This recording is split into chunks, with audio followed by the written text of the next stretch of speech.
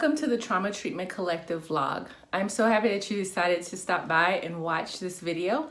I wanted to just touch base with you about how to provide good trauma treatment when you have limited time.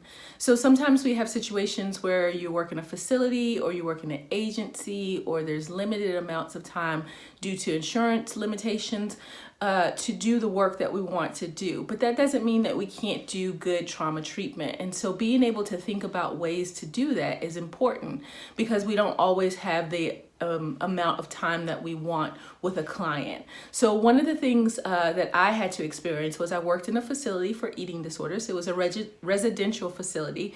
And basically clients were there for a limited amount of time. And a lot of times we were doing reauthorizations for insurance, and insurance would say, nope, they need to step down. Nope, they need to leave. Nope, they had enough time. And so that was always kind of looming over our head of like, how can we write this up and be honest and ethical, but at the same time understand that the insurance company is really trying to step down a client and they're going to be pushing for that. They're not going to just let a client be in a facility forever. And so how do you treat trauma when you know that there's a limited time?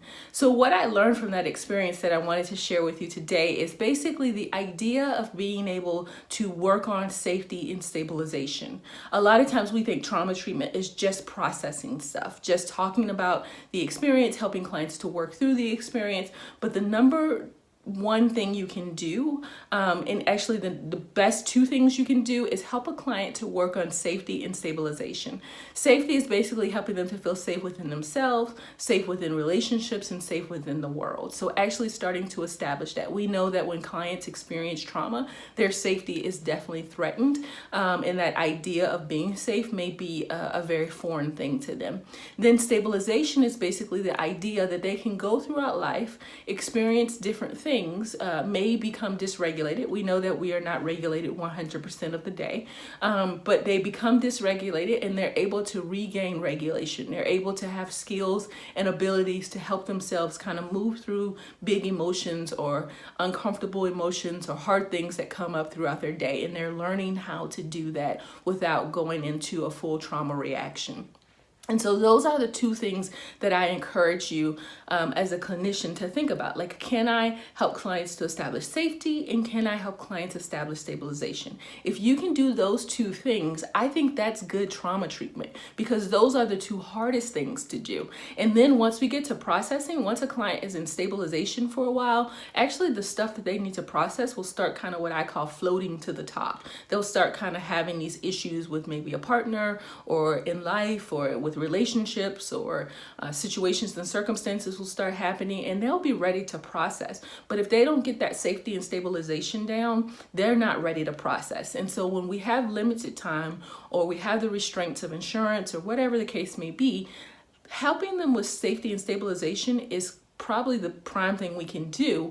And then as they transition, we can then let them know, hey, when you get to your next location, when you get to your next treatment situation, then you'll be ready to move into processing way faster, because you have the skills, you have the ability, you have a sense of safety, you have the ability to stabilize if you need to, and so you'll be ready for processing way sooner than you were when we first met. I think also preparing clients in the beginning of treatment, when we know that there may be some limitations. Sometimes we don't know, sometimes it comes out of nowhere, but as soon as we do know, having a conversation with clients and saying all is not lost. I think sometimes clients will think, well, what's the point? You know, I'm not going to get to finish, and they become connected to you maybe in a therapeutic relationship, and they think if they don't get to finish with you, then all is lost. But all is not lost. If you can get that safety and stabilization down, then they have the key foundation to being able to go and do their processing in the next therapeutic relationship.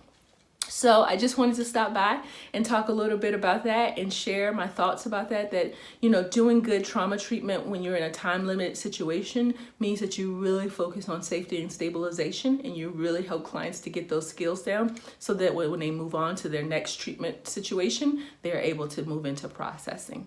Thanks. Have a great day. I'm so happy that you joined me, and I look forward to seeing you soon. Make sure you subscribe. Make sure you stay connected to this channel so that you will get updates on when we have new information and new videos. Take care.